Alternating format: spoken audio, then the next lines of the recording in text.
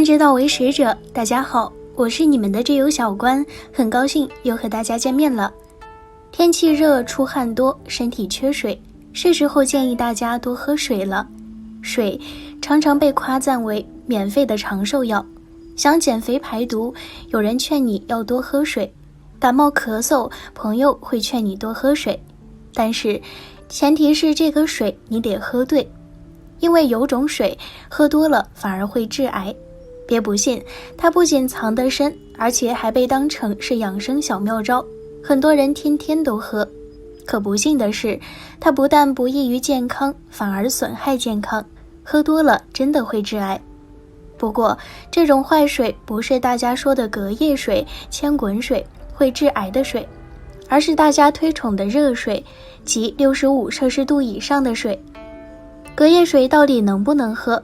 有人说隔夜的水喝不得，因为放置时间太长，里面会产生亚硝酸盐，会致癌。事实果真如此吗？当然不是，亚硝酸盐本身不致癌，真正致癌的是亚硝胺。亚硝酸盐和亚硝胺是什么关系呢？亚硝酸盐在人体内可以转化成亚硝胺，亚硝胺是一种很强的致癌物质，对所有动物都有致癌作用。按照国家规定，生活饮用水的亚硝酸盐标准是1微克每毫升，也就是说，只要亚硝酸盐不超过这个量就是安全的。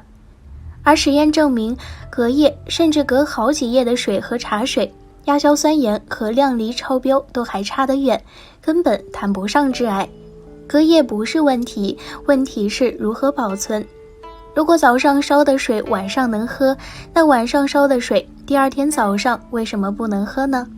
所以隔夜水的问题不在于隔夜，只要被保存好，不被灰尘、细菌等污染，隔夜水是可以放心喝的。但如果是敞开盖子放了很久的水，确实不该喝，容易掉灰变质。所以建议开水烧好之后尽快喝完，不要久存。实在要保存，最好放在密封容器保存，避免细菌过多增长。反复烧开的水会致癌吗？大家放心喝吧，这种反复烧开的水也叫千滚水，自来水中确实含有硝酸盐和亚硝酸盐，反复烧开后也确实会导致部分硝酸盐转化成亚硝酸盐。由于亚硝酸盐有可能转化为致癌物质亚硝胺，所以很多人非常担心。但是脱离剂量谈毒性并不严谨，也有实验室测定明确表示，即使是烧开了20多次，白开水中的亚硝酸盐的含量仍远低于国家生活饮用水的亚硝酸盐含量标准，是很安全的。可见一般的反复加热并不会显著增加水中亚硝酸盐的含量，因此对于生活中那些反复烧过好几次的水，放心喝吧。那么真正致癌的水到底是哪种呢？这个水正是大家都推崇喝的热水，准确来说是65摄氏度以上的热水。这可不是谁传出来的谣言，而是世界卫生组织 WHO 下属的国际癌症研究机构 IARC 发布的一项最新警告。饮用65摄氏度以上的热饮有增加食道癌的风险，并把超过65摄氏度以上的热饮列入2A 类致癌物名单。2A 级仅次于最高级1级，明确有致癌风险。已有动物实验证实，65到70摄氏度的热饮足以烫伤喉咙，可能导致食管癌。那么为啥这个温度会卡在65摄氏度呢？自然是有原因的。我们的口腔和食管表面覆盖着娇嫩而脆弱的黏膜，它对温度很敏感，适宜的进食温度是10到40摄氏度，能耐受的高温也只在50到60摄氏度，超过65摄氏度便能烫伤黏膜。偶尔的烫伤，黏膜还可以自我修复，但若经常如此，就会导致不正常的异形性细胞越来越多。长此以往，就算不得癌，口腔溃疡、食管溃疡等问题也是避免不了的，还会埋下食道癌的隐患。所以平时少喝65摄氏度以上的热水、热茶或咖啡。如有吞咽困难、持续消化不良或烧心，刚吃完饭就感到反胃等症状时，要及时就医。老人夏季因为要抵御高温，所以要经常喝水，只有这样才能避免因为缺水带来的诸多健康问题。那么老人夏季喝水应注意些什么呢？接下来小关就为大家整理了老人夏季喝水的8大注意事项，一起来学习一下吧。注意1，喝足够量的水。正常气温下，人一天要排掉2000毫升的水，在盛夏因出汗多，一天起码要补水2500到3000毫升的水。注意2，出汗多时，除喝水外，要注意补充点钠盐，补充点钾。夏季老人吃早饭可吃一个咸鸭蛋或咸鸡蛋，或吃点豆腐乳等。中餐、晚餐烧菜时，比平时稍多放些盐即可。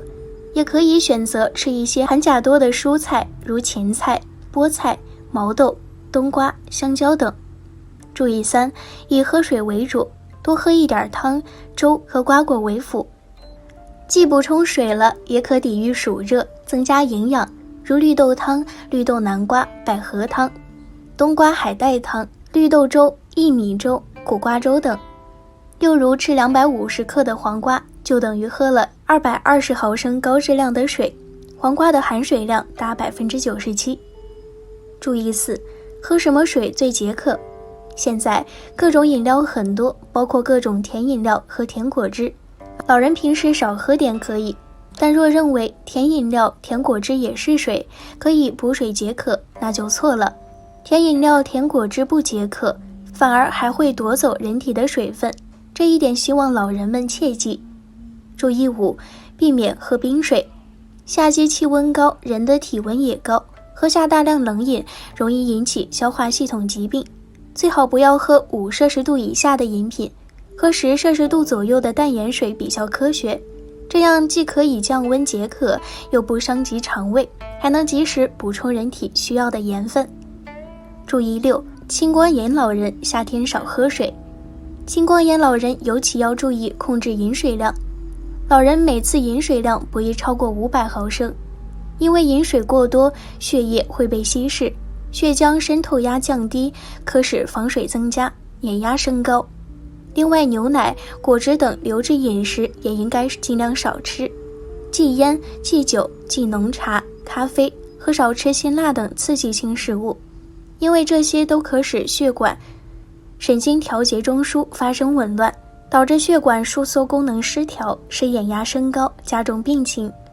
注意7，要主动喝水，不要等口渴了再喝水，因为老人对口渴反应不敏感，如等口渴了再喝水，则体内容易缺水。主动喝水的基本原则是多次适量或多次少量，比如隔1个小时就喝些水。由于不显性脱水或天热出汗，夏天老年人经常处于轻度脱水状态，多数老年人常因为不渴而不愿意主动喝水，更有一些患糖尿病的老人怕自己的糖尿病加重而不喝水，让嘴巴干裂着，这都是不对的。适度的饮水对身体有益无害。一般来讲，老人的口渴中枢比较迟钝，不渴并不等于身体不缺水，所以应以每天的尿量不少于100毫升为准，量入为出，不渴也得喝一定量的水。至于糖尿病患者，也需要一定的水量。人缺少足够的水分是不能生存的，没有足够的水分供应，血液得不到稀释，就不可能有足够的血容量。注意8，老人夏季要特别注意喝水的黄金时段。1，运动前喝杯水，夏天运动出汗多，所以老人运动前要喝杯水。若运动时间长，出汗多，运动中和运动后都要及时喝水。2，喝酒的老人要喝水，有的老人喜欢中午或晚上喝一点酒，喝酒生热，出汗多，建议夏天若要喝酒，量要少，还要多喝水。3，餐前半小时喝杯水。人体对食物的消化吸收与人体肠胃道分泌足够的消化液有关，夏天出汗多会影响消化液的分泌，所以餐前半小时喝杯水对食物的消化吸收很有利。4，泡澡的老人要喝杯水，有的老人喜欢夏天泡热水澡，切记在泡澡前喝杯水，因泡热水澡时人体皮肤更容易出汗，建议夏天最好温水淋浴，如泡澡水温不要高，时间不要长。5. 晨起空腹喝水，要补足450毫升水。一个晚上人体要排450毫升的水，所以要喝2杯220毫升左右的水。第一杯水一口气喝下，第二杯水分几次喝，这对预防早晨因体内缺水而诱发心脑血管病很有帮助。6. 睡前喝杯水，人体一个晚上要排水450毫升，天热晚上也要出汗，排水更多。再加上人在睡眠时血液循环是慢的，尤其是老人，如果不及时补水，则可能在半夜3到4点钟时出现心脑血管意外，如心肌梗死或脑梗塞。所以睡前喝杯水很重要，如能半夜起床上厕所时再喝一杯水则更好。好了，今天的节目就到这儿了，观友们可以在视频下方给小关留言，喜欢小关的别忘记点击订阅哦。